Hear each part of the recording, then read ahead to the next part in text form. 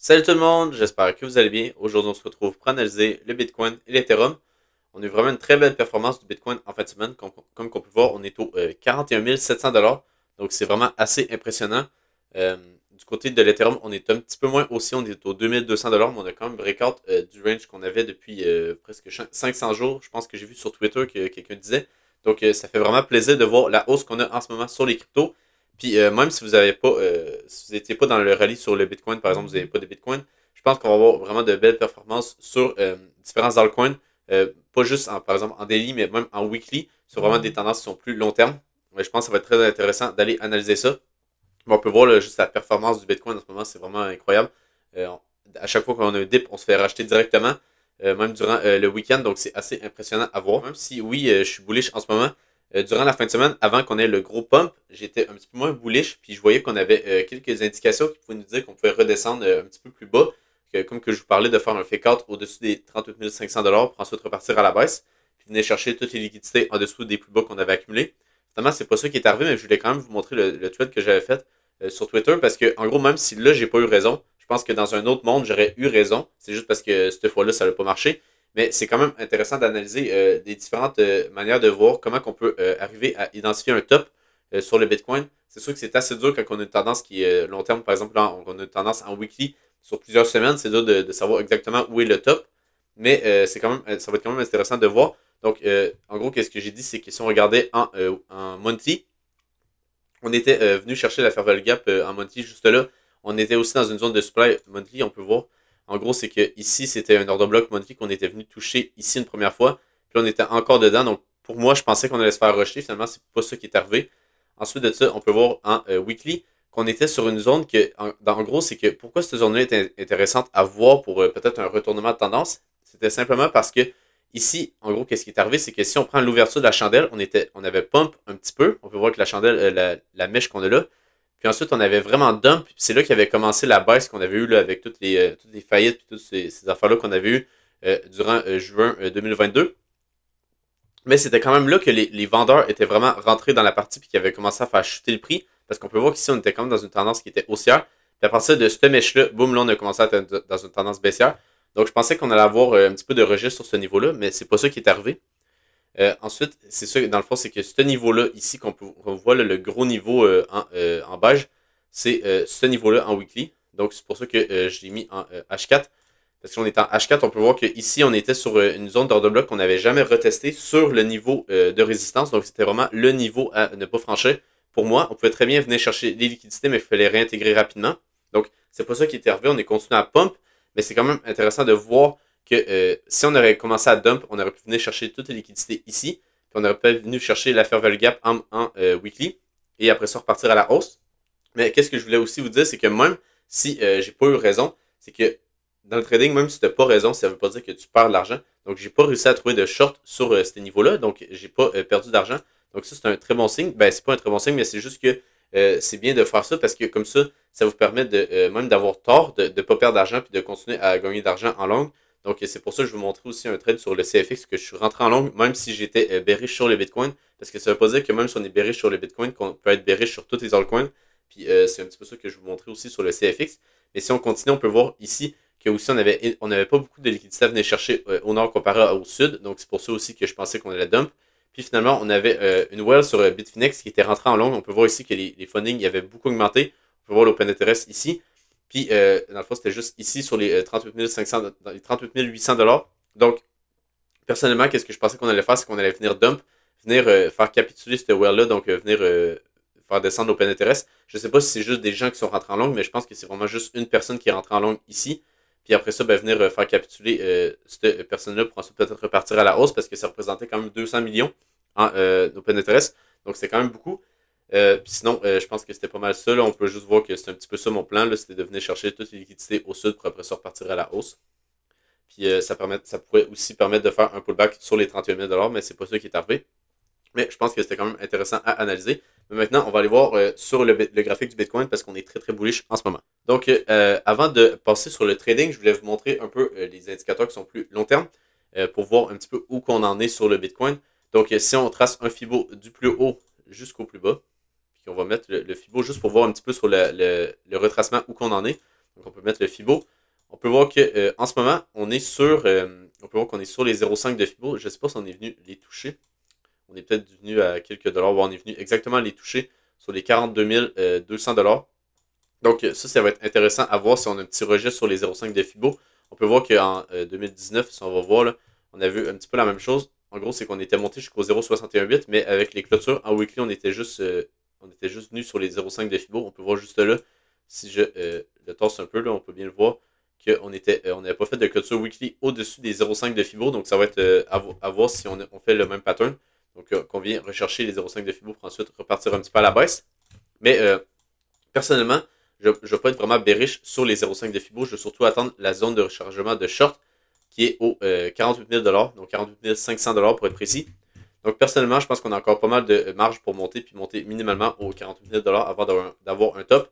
Donc c'est pour ça que je vous ai fait un trade, parce qu'ici on pouvait avoir un top. Puis c'est que si jamais on avait un breakout comme qu'on a eu en ce moment, ben c'est que la prochaine zone c'est les 48 500 $. Donc pour moi c'était intéressant de voir qu'est-ce qui allait arriver sur ce niveau-là. Finalement, on a réussi à breakout. Donc les indicateurs qui sont intéressants, c'est la moyenne mobile 20 et 21 en weekly. On peut voir qu'ils sont en ce moment, si je mets ça, on peut voir qu'ils sont, je ne sais pas si on va le voir. Oh, c'est ça, on est au 31 000, entre les 31 000 $ et les 32 650 $. Donc, ça va être un niveau qui va être intéressant à voir si, quand on va avoir un pullback, parce que c'est sûr qu'on va avoir un pullback un jour en weekly. Donc, ça va être des niveaux qui vont être intéressants à voir si on peut revenir chercher ce niveau-là pour ensuite continuer notre hausse. Ça va être intéressant de voir. Puis aussi, qu'est-ce qui est à noter, c'est qu'en gros, j'avais fait cet indicateur-là il y a quelques temps. Là. On était sur ce niveau-là, puis je m'étais dit que ça pourrait être un bon indicateur de bottom. Parce qu'en gros, c'est simplement le prix. Dans le fond, c'est la distance entre le prix et le ruban de moyenne mobile qu'on a juste là. Donc, plus qu'on est éloigné, plus que logiquement, on est dans une sorte de bulle. Donc, c'est pour ça que, comme on peut voir ici, ben, ça avait quand même bien marché parce qu'on peut voir qu'on est descendu dans les niveaux les plus bas ici sur cet indicateur-là. Puis après ça, on avait continué d'augmenter tandis que le prix continuait de descendre. Donc, c'était un bon signe qu'on allait repartir à la hausse. C'est bien ça qui est arrivé. Donc, moi, j'utilise cet indicateur-là principalement pour voir vraiment des tendances long terme. On peut voir qu'on a une sorte de trendline ici. C'est simplement parce que la volatilité a diminué au fil du temps. Donc, ça, c'est vraiment long terme. Si on regarde le prix du Bitcoin long terme. Donc, on arrive sur ce trendline-là dans les prochaines semaines. Donc, ça va être intéressant de voir qu'est-ce qui se passe. Mais c'est sûr que si on commence à stagner, ben là, la ligne qu'on a ici va commencer à descendre parce que c'est vraiment la différence entre le prix et le ruban de moyenne mobile. Et vu que le ruban de moyenne mobile continue de monter, ben c'est sûr que là, si on continue, on stagne sur ces niveaux-là, ben là, la ligne ici va de redescendre pour venir sur les zéros. Quand on est sur les zéros, ça veut dire qu'on est exactement sur le ruban de moyenne mobile. Donc, je trouvais ça intéressant de vous montrer qu'on n'est pas encore dans un niveau qui est vraiment très à risque d'avoir un pullback un petit peu plus long terme en weekly. Mais je pense qu'on s'approche tranquillement pas vite. Je pense que les 48 000 $ pour avoir d'allure pour un pullback qui est plus à long terme sur, par exemple, sur le Bitcoin. Donc, par exemple, faire quelque chose comme ça, puis après ça, peut-être l'avoir un pullback qui dure quelques mois pour ensuite vraiment avoir notre bull run en fin 2025. Ça ne m'étonnerait pas du tout sur le Bitcoin. Donc, juste rapidement, avant de continuer, je voulais vous montrer aussi la position que j'avais prise sur l'Ethereum que j'ai clôturé finalement à 2,5 heures de gain. Même si je vous avais dit que je voulais peut-être la garder un peu plus longtemps. Mais le problème, c'est que j'ai appris vraiment quelque chose parce que ici, on peut voir que quand on était juste là, quand j'ai vu la mèche de liquidation juste là, je pensais qu'on allait réintégrer le range sur l'Ethereum. Puis je vous avais parlé d'un scénario où on venait chercher les liquidités juste ici, pour ensuite venir dump, puis venir chercher les liquidités qu'on a accumulées là, pour ensuite revenir pump, puis là, peut-être revenir chercher un petit peu plus haut, donc là, faire un vrai breakout. Donc c'était quelque chose qui était possible pour moi. Donc c'est pour ça que j'ai décidé de close mon long ici. Mais si jamais on aurait eu, par exemple, un breakout qui aurait été durant la semaine, puis un vrai breakout, c'est sûr que j'aurais gardé mon trade. Mais quand j'ai vu ce genre de bougie-là, je me suis dit, ouais, ça vaut peut-être pas la peine de le garder, ce trade-là, quand on va peut-être pouvoir faire le scénario où on dump avant de repartir à la hausse. Donc c'est pour ça que j'ai close mon long sur l'Ethereum. C'est la même chose sur mon long sur le Phantom, comme on peut voir juste là. Puis en vrai, j'ai bien fait, hein, parce que j'ai quasiment close au plus haut. Parce que ici, j'ai vu qu'on n'avait pas beaucoup de momentum. Là, on commençait à avoir un petit peu moins de momentum sur ce niveau-là. Donc, j'ai décidé de close mon long pour un gain de 3,3 heures. Donc, c'est quand même très bien, même si mon take profit était sur ces niveaux-là. J'ai décidé de le close un petit peu plus tôt parce qu'on était venu chercher ces liquidités-là puis on n'a pas fait un vrai breakout sur le Phantom. Donc, c'est pour ça que j'ai décidé de le close. Puis ça, c'était une bonne décision comparé à l'Ethereum que je pense qu'il va continuer de monter. Mais c'est pas si grave que ça. Donc sinon, sur le Bitcoin, j'ai pas grand-chose à dire à part qu'on est très très bullish. Comme que je vous montrais, on était sur les 0,5 de Fibo, mais à part de ça, il n'y a pas grand-chose à dire. Je peux vous montrer quand même, ce matin, j'ai fait une analyse qui était, j'ai pas finalement shorté, mais j'ai quand même eu une analyse qui était quand même bien sur à plus court terme. Puis en gros, c'est que après ça, les analyses que je fais à plus court terme, vous pouvez les faire en 1 heure, en 4 heures, en daily, même en weekly. Ça dépend juste de votre time frame, mais c'est vu que le prix il se répète tout le temps sur des time frames qui sont différentes, vous pouvez essayer de faire ce genre d'analyse-là sur différents time frames. Donc, premièrement, quand je me suis levé, on était sur ces niveaux-là. Puis en gros, c'est que quand j'ai vu le graphique, c'est qu'on peut voir qu'ici, on avait laissé une poche de liquidité en dessous de ces plus bas-là. Parce qu'ici, on n'était pas venu chercher le plus bas. On peut voir que cette mèche-là, on n'est pas venu chercher ici. Donc pour moi, ça voulait dire qu'on pouvait peut-être venir dump avant de venir repump plus tard dans la journée. Donc, ensuite de ça, qu'est-ce qu'on avait fait aussi? C'était une inversion de structure parce qu'ici, on est venu faire un cost, donc un niveau plus haut. On peut voir qu'ici, on est venu faire un cost avec ce plus haut-là. Donc, ça voulait dire que notre tendance était toujours haussière. C'est ça qui est arrivé parce qu'on peut voir ici, on a un pullback puis on a continué à la hausse. Mais là, qu'est-ce qu'on a eu ici? C'est un boss, donc une clôture en dessous du dernier plus bas. Donc, on peut voir là, on a fait une clôture plus bas qu'ici. Ici, vous pouvez dire que c'est pas nécessairement un cost parce qu'on n'a pas fait de clôture au-dessus de ce plus bas-là avant cette bougie-là. Mais bon, on va juste pour l'exemple, on va dire qu'ici, on avait une continuation de tendance. Ensuite de ça, qu'est-ce qui est intéressant à voir, c'est qu'on est revenu parfaitement dans la zone de rechargement de short entre les 0.618 et les 0.786 de Fibo. Donc, c'est vraiment le trade qui aurait été parfait, ça aurait été d'avoir un ordre en limite sur ce niveau-là, donc au 0.618 de Fibo, avoir un stop loss au-dessus des plus hauts, donc au 42 100 $, puis avoir un take profit sur les plus bas. Donc, ça aurait fait un 2R environ, là, si vous avez mis un take profit un petit peu plus bas dans les liquidités, ça aurait fait un 2R. Donc, ça aurait eu bien d'allure comme trade. Finalement, je ne l'ai pas pris parce qu'on était déjà rendu sur ces niveaux-là, je pense, quand j'ai fait toute mon analyse. Donc, finalement, je n'ai pas pris ce trade-là, mais c'est un très beau trade à prendre. Mais sinon, j'ai pas grand-chose à dire sur le Bitcoin à plus petit time frame. Là, on peut voir qu'ici, on est revenu sur ce niveau-là, mais je pense que ça n'a plus trop rapport. Donc, on peut enlever cette analyse-là. Puis juste voir que si on enlève ça ici, on peut voir qu'on est venu chercher la Fairvalue Gap en 15 minutes. Si on va par exemple en 1 heure, ouais, c'est ça, on est venu la combler, combler à la moitié environ, là, la Fairvalue Gap en 1 heure. Donc, je ne sais pas trop qu'est-ce qui va arriver sur, par exemple, dans les prochaines heures. On va sûrement continuer à range ici. Ou, qu'est-ce qui pourrait être une autre possibilité? C'est qu'on vient de chercher, pourquoi pas le Monday Low. Donc, ça permettrait d'avoir une belle correction. Donc, si on prend le lot du lundi, ça pourrait être une possibilité. Donc, c'est sûr que si on revient chercher le Monday Low, je vais essayer de rentrer en longue. Donc, ça permettrait, par exemple, si on va en 1 heure, là, ça permettrait de revenir. Là, j'ai un petit peu trop étendu ma ligne, mais ça reviendrait à les 39 958 $. Donc, ça serait directement en dessous des 40 000 $. Puis en même temps, ça correspond à une order block en 1 heure. Donc, pourquoi pas essayer de long ce niveau-là. Si jamais on l'a, si jamais on continue à pump, ben, je vais laisser le prix pumper puis être plutôt sur les altcoins.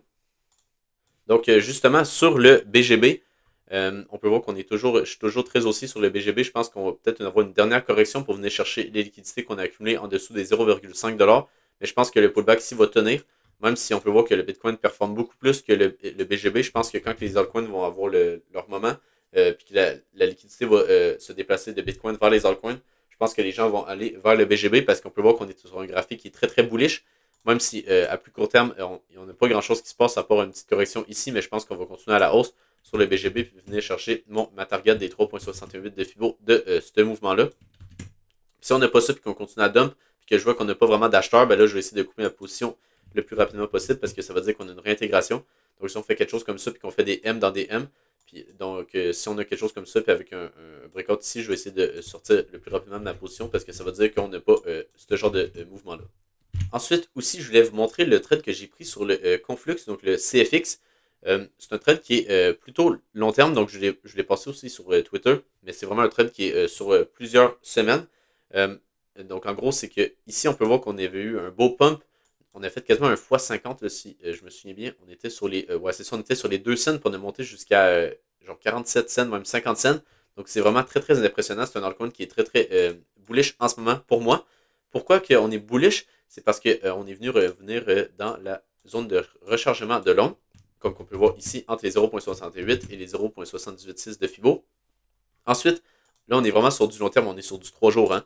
Donc, on peut voir ici qu'on est venu faire un cost, après ça un boss, donc une inversion de structure. Donc, pour moi, c'était très bullish. Puis en plus, c'est qu'on est venu breakout de la trendline juste là. Si on passe en weekly, on avait une fair value gap en weekly qu'on est venu toucher. On est venu faire vraiment une petite touchette juste là. Donc pour moi, c'était très bullish avec le lot qu'on est venu protéger ensuite là, avec des achats. Ici, on peut voir les mèches qui continuent de monter. Donc ça veut dire qu'on a beaucoup d'acheteurs sur ce niveau-là. On peut voir qu'à chaque fois que ça descend, on a beaucoup de racheteurs qui rachètent le token. Donc pour moi, c'est un très bon signe. Puis là, même si, oui, là, je vous en parle, puis on est sur un pump de 15% aujourd'hui, puis on a pas mal monté, c'est pas si grave que ça, parce que ça reste que vous pouvez prendre, par exemple, une position en plus long terme. C'est sûr que c'est juste mon avis, mais par exemple, vous pouvez avoir quelque chose comme ça, par exemple, une entrée au-dessus des plus hauts. Là, c'est sûr que là, le stop loss est à l'autre bout du monde. Mais quelque chose comme ça avec un stop loss en dessous des plus bas, ça peut juste être une position en spot. Mais en gros, c'est juste de voir que même si on a pomme de 15%, puis on est à 15% en weekly, c'est pas si grave parce qu'on est juste venu casser le dernier plus haut. Donc si jamais on vient faire ce genre de scénario-là, c'est très très bullish. Ça veut juste dire que ici, c'est un lot qui devrait être protégé et qu'on ne devrait plus jamais revenir en dessous de ce plus bas-là. Parce que moi, je target ici, là, donc c'est vraiment un pump qui va être assez impressionnant de 200%. Puis si on regarde là, à plus long terme, si jamais on revient ici, je pense pas qu'on va revenir après ça là. En tout cas, ça m'étonnerait vraiment qu'on vienne faire quelque chose comme ça, puis après ça, qu'on vienne faire ça, puis après ça, repartir à la hausse, ça m'étonnerait vraiment. Ça veut pas dire que c'est impossible, mais personnellement, ça m'étonne vraiment. Donc c'est le genre de trade que je vais garder à long terme sur le Conflux, puis que je vais essayer de hold minimalement jusqu'au 50 cents. Puis après ça, je vais voir qu'est-ce que je fais avec le trade, si je le coupe ou si je le continue. Mais déjà là, ça me fait un 15 heures de gain. Donc sur le 10K Challenge, ça va faire du bien d'avoir un 15 heures. Donc c'est ça, sur l'order flow de Bitcoin, on peut voir qu'on est toujours bullish parce que ici, on peut voir que les fundings descendent, tandis que le prix ne descend pas beaucoup. On peut voir qu'on est juste en train d'accumuler les liquidités des shorts. On peut voir juste là avec les shorts qui s'accumulent avec les fundings qui descendent. Les spreads, la même chose.